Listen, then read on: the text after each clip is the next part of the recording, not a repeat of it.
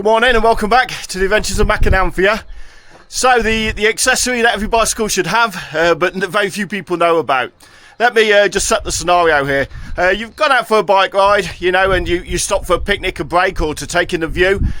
Put your bike up on the side stand. You're taking in the view and everything, and next thing you hear is there's a big crash. You look behind and there's your bike on a pile, on the floor, you know, and damage done to accessories, what have you. So why's your bike done this? Well, you've sort of parked your bike up, left the steering straight as you normally would do, and what's happened is the steering is just flopped off to one side, it's toppled the weight off and unbalanced the bike, and it's fallen over. So this is a problem that occasionally happens if you go out on your bicycle normally, but this is a regular occurrence if you do something like bike packing or even day touring or anything really where you've got weight on the handlebars, because the more weight you have on the handlebars, the more prone it is for the steering tipping, and the more prone it is for that weight you've got on the handlebars sort of pulling the bike over. So yeah, with occasional bicycle use, where you're only using bicycle normal, it may only occasionally happen and probably wouldn't need this device so much. But if you're bike packing or day touring or even got a commuter bike with a basket on the front, this is a definite must have in this scenario. So maybe like probably many other people, sick of my bike falling over. I'm sort of fed up of my stops being dictated to where it's going to be safe for me to lean the bike up. A rock I can lean the front wheel against, or a big weed I can lean it against, stop it from toppling over. Bit tired of that, so I thought that it's time for a solution for this problem.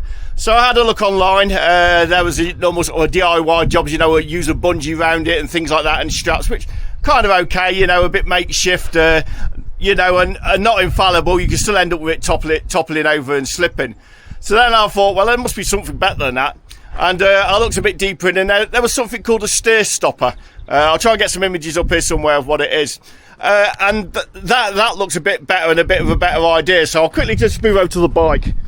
So what the steer stopper does is it sort of clamps around here on the stem, and it's got an arm that comes off with a ball on the end, and it's hinged. It can flip back and forwards. And then there's like another bit that clamps on the crossbar here with a socket, so that when you push a lever down, you push the ball at the end of the lever into the socket, and that sort of locks your steering out in this position. So yeah, that was quite a good option. I looked at it, but it did have faults. One of the faults was I wasn't sure it did it for my stem. I've got sort of an old bicycle with a 1-inch stem, so I wasn't sure it did it for that, which actually with more research I think they probably do.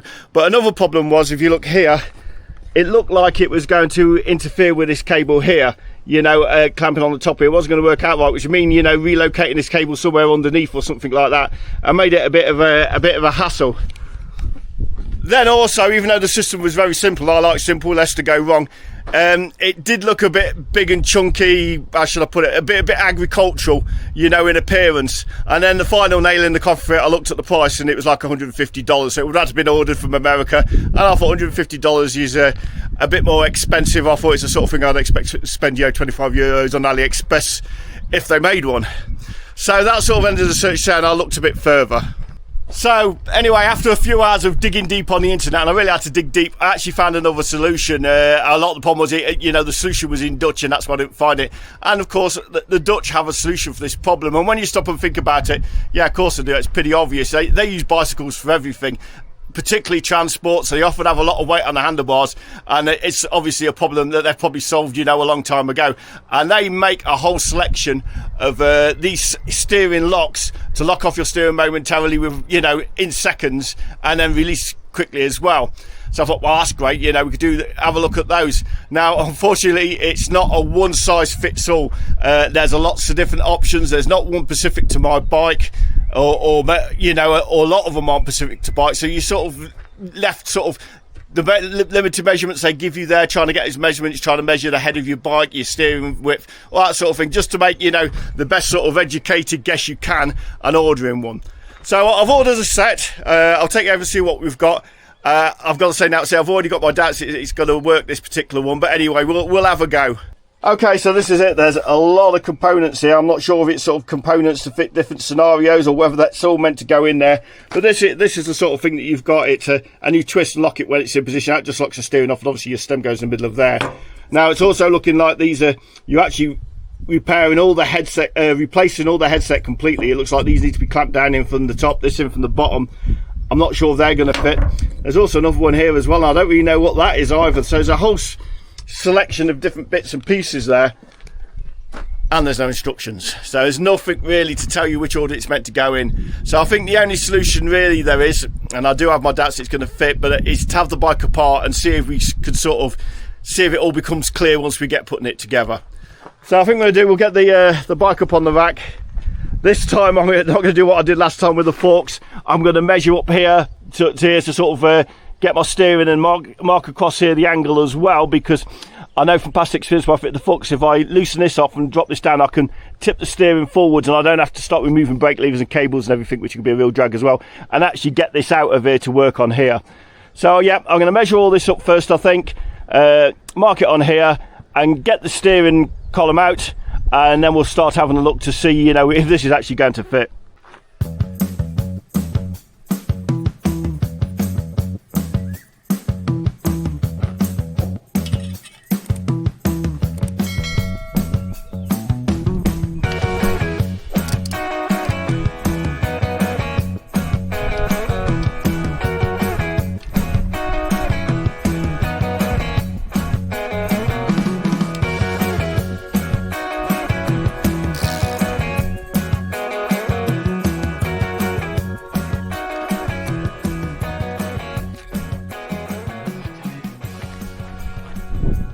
Okay, so that went fairly simply. I've got this off, put back over here because this is all lathered in grease just to stop grease from getting everywhere.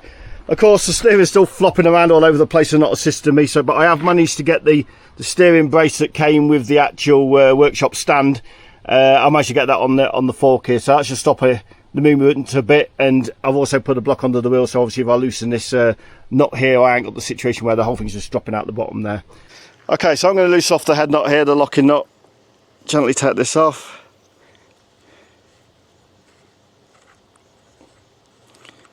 Okay, and straight away I can sort of see a problem here with this. We ain't got enough stem. It wasn't that long ago I actually cut this down when I originally fitted the forks, and it had a lot of it left, so it would have worked. What a shame. How are you to know what's going to happen in the future? All right, let's take this one off.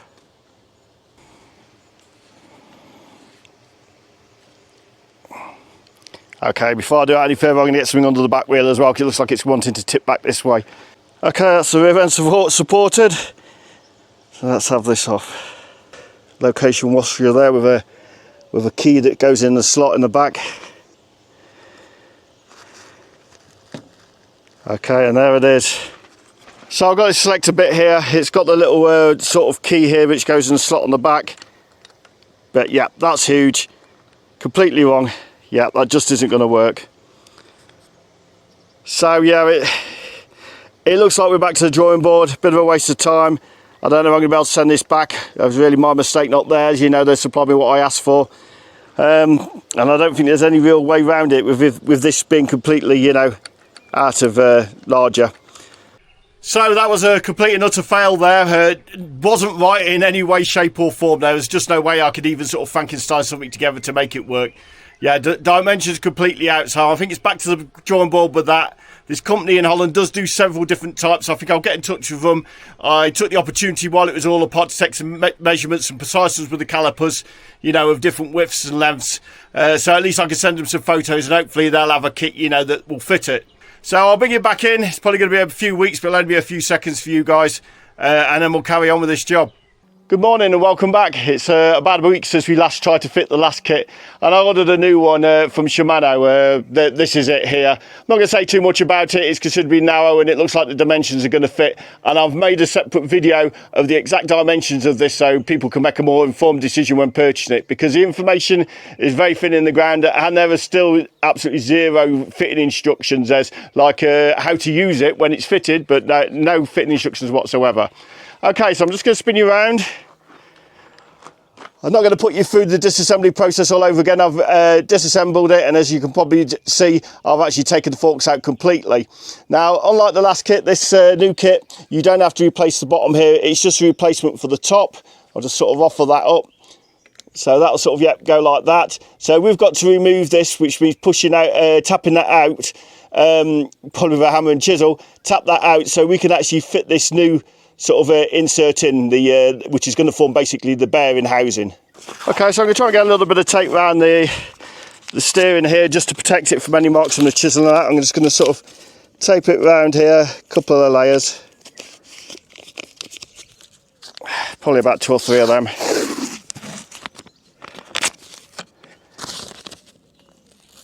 And hopefully that'll protect the paintwork a little bit.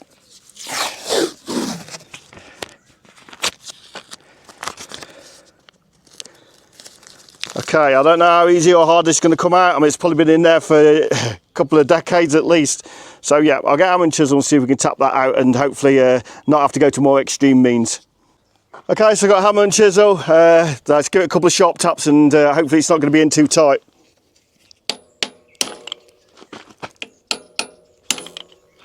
Seems to be shifting. There you go, and it shiz out. Okay, so that's the old one. Just cleaned that up here, flying through the air and landed in the dirt. Of course it did. Yeah, and that's the new one. Quite a bit of difference there, but they're about the same thickness. This one's probably even a bit smaller because obviously this is the finishing point here, whereas this bit's quite recessed. Okay, so I'm going to measure the width, just see how they compare with the calipers, and then we'll carry on with the next procedure.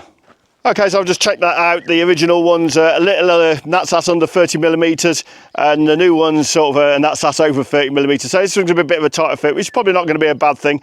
I'm not sure I'm going to do this. I don't really want to be hammering it in because this looks quite delicate and intricate inside. I might see if I can get a couple of washers, a couple of nuts and some threaded bar and see if I can actually tighten it down into that. So let me have a rummage around in my workshop, see what I've got, and I'll bring you back in.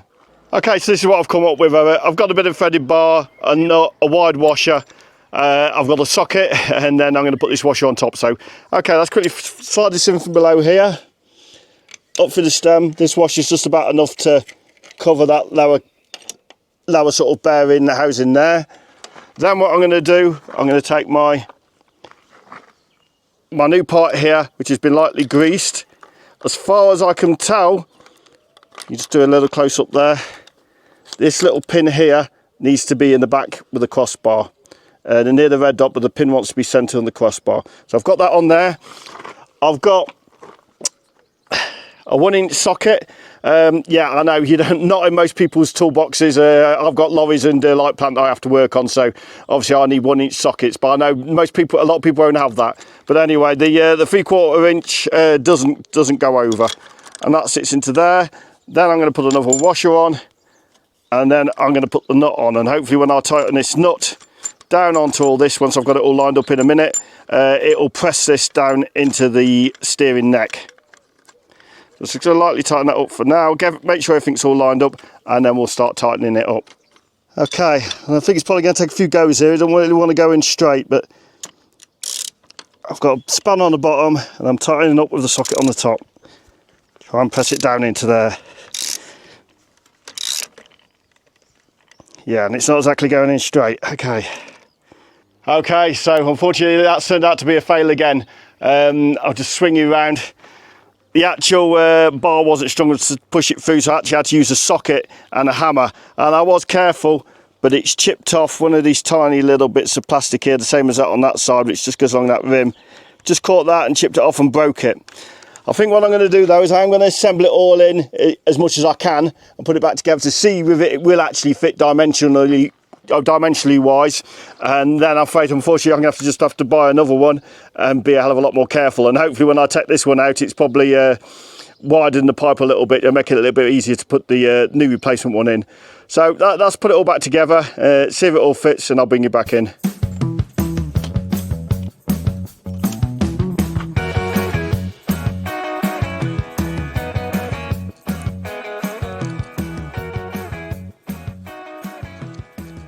Okay, so yeah, even with it all back together, that's still going to turn out to be a fail, and there seems little point in ordering a new one. As I spin you around here, you can see that there's the threads are barely coming out the top of here. I need at least another 5mm of threads to come up for this to actually work.